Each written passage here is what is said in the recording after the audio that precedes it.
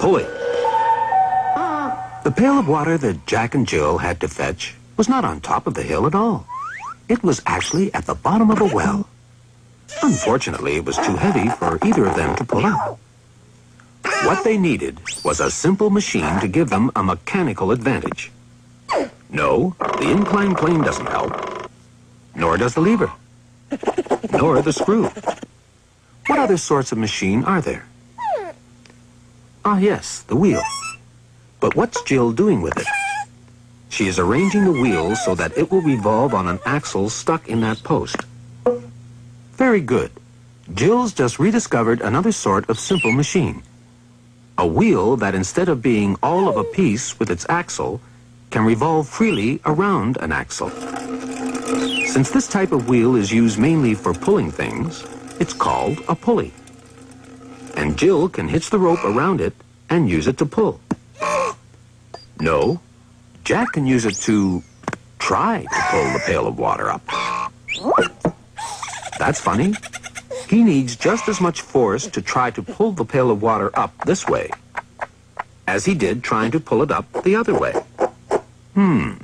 I wonder if there's a better way of rigging the pulley. Amazing. How did Jill manage it? Both she and Jack only had one pulley to work with, and yet Jill was able to pull up the pail with half the force that Jack needed. Well, when a pulley is set up like this, it's called a single fixed pulley. All it does is change the direction of your pull, but it doesn't reduce the force you need. But when a pulley is arranged like this, it's called a single movable pulley, and it halves the force you must exert, because the pail of water is now, in effect, being lifted by two ropes instead of one. It's as if two people were lifting the pail, and it looks as if we're getting something for nothing again, doesn't it? But of course we're not. If we compare the distance that Jill raised the pail with the amount of rope she pulled, we see that it's the same old story. What she's gaining on the force, she's losing on the distance. The distance that she pulls the rope is twice the distance that she raises the pail. But the way Jill used the pulley is still twice as effective as the way Jack used it. There are lots of other ways of combining pulleys.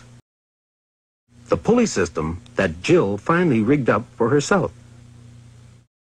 She had to pull the rope 3 meters for every meter that she raised the pail of water. In a sense, she'd become 3 times as strong as Jack. And now you know why Jack fell down and broke his crown. Bill Nye the Science Guy. Now this rope is attached to a crane. And a crane uses pulleys. Simple machines. Of course, they're big simple machines, but they're simple machines. Science! Say you're building a treehouse and you needed some stuff. Say the stuff was really heavy.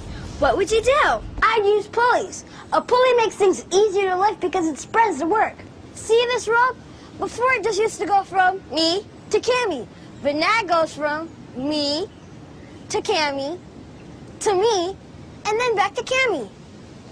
Now she's gonna have to pull a whole lot more rope to get stuff up here. But more rope means I won't have to work as hard each time I pull down. So now I can lift something he can't. Here it comes. With a pulley, she can pull really heavy stuff all the way to the tree fort. Pulleys. No sweat.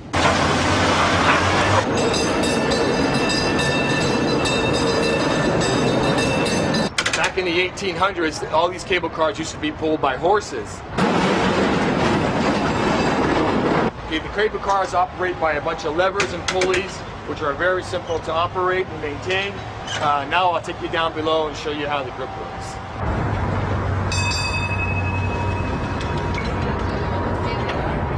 These are the giant pulleys that pull the cable underneath the streets of San Francisco. There's many cables and pulleys that take them around curves and up and down the hills.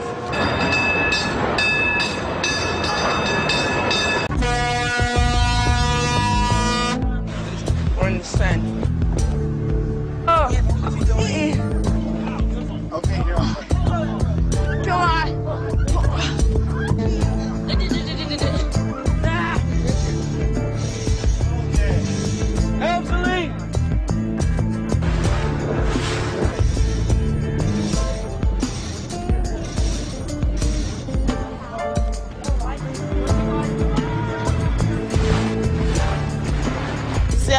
simple by simple machines.